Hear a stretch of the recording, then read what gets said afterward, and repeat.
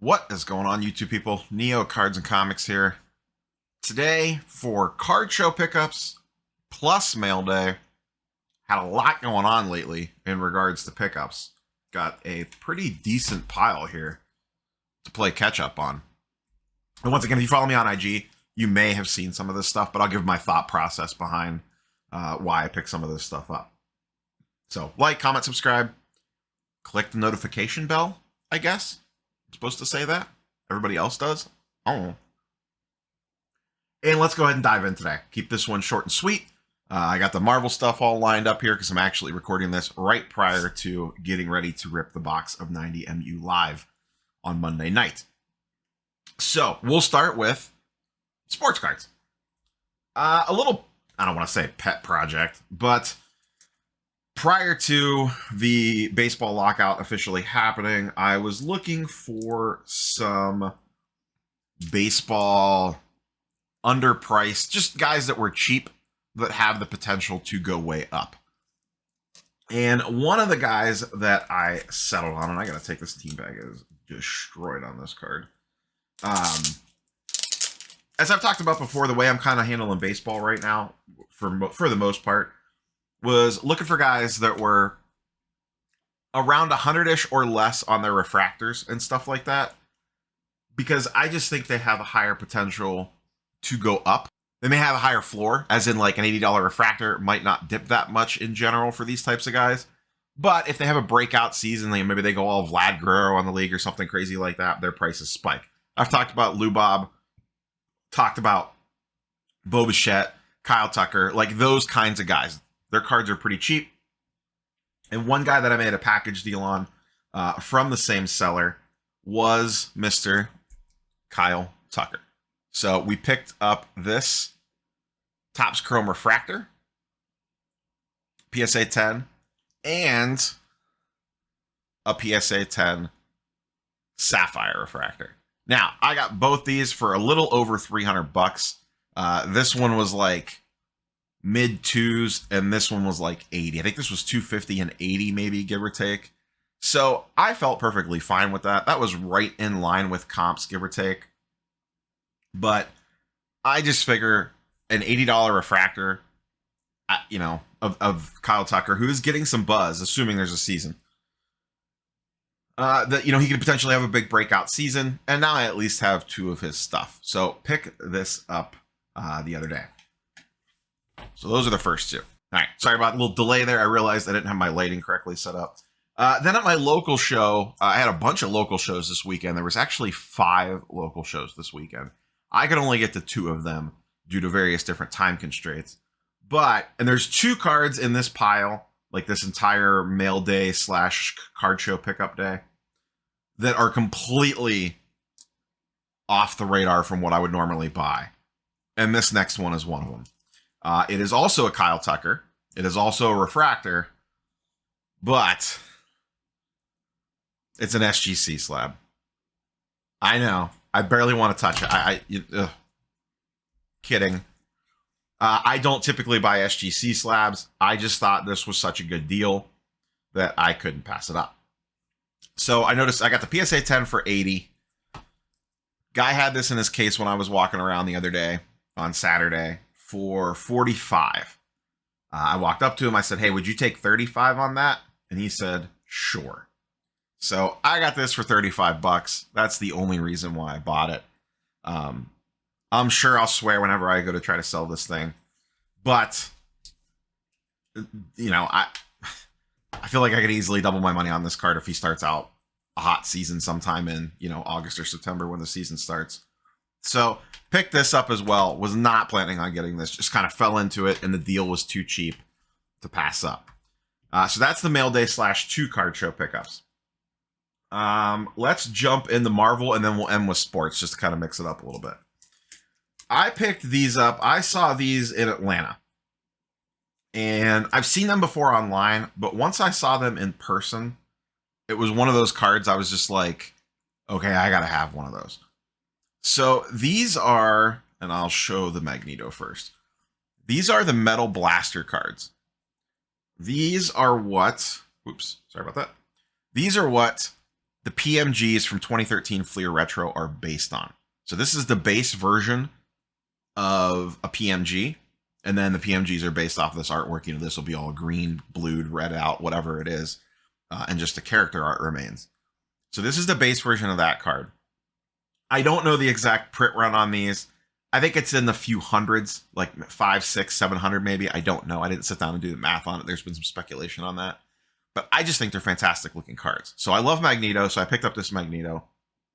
This was like $60. I got all three of these from the same seller on eBay, actually. What I did was I won the auction on one and then went and looked at a store to see what else he had and cut a deal on these other ones.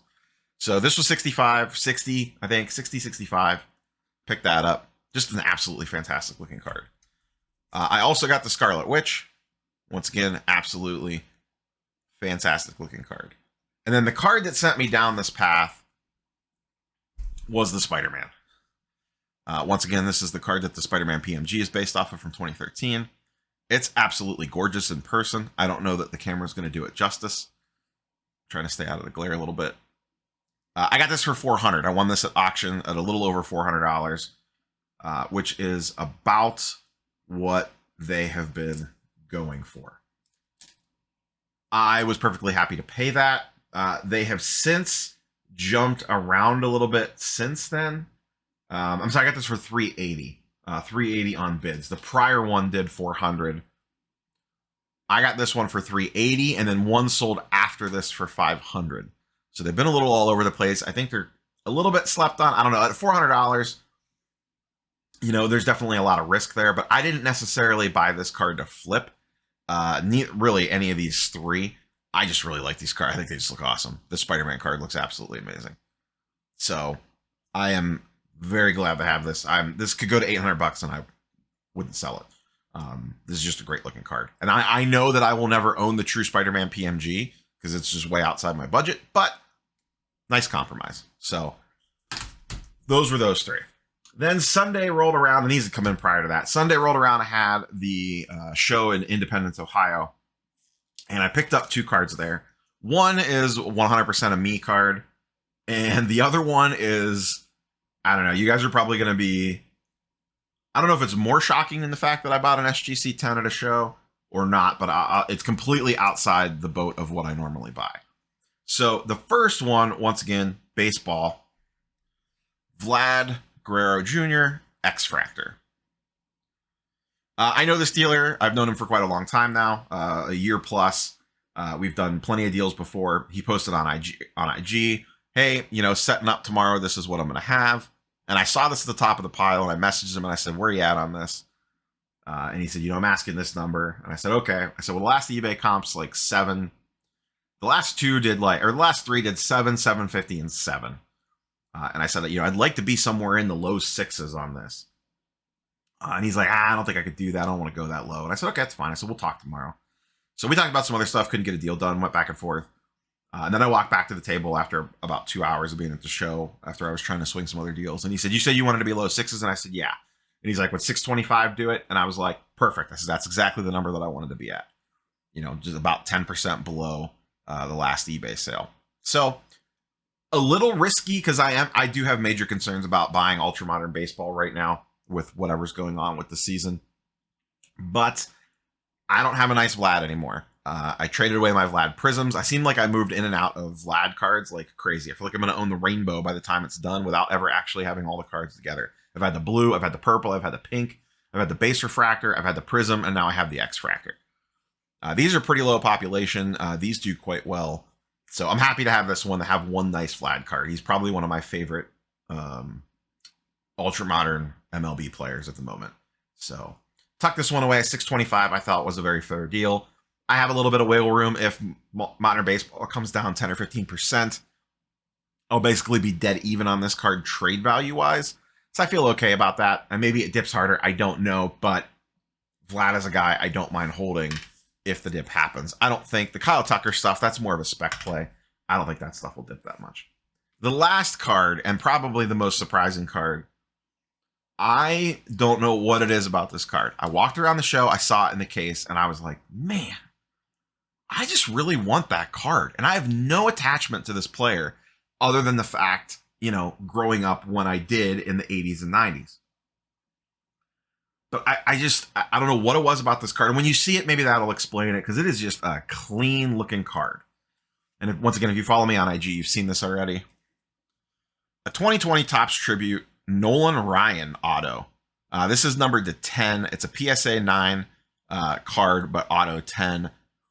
I just saw this in the case from a mile away. I don't know if it was this big, like, white strip right here with just a massively bold auto in a PSA 10 auto grade with the color. It's like a weird color match thing with the old school Astros jersey and the Astros logo, and it's got like this little bit of foiling on it, and it's like got that brown orange foiling on it, which kind of plays off the jersey.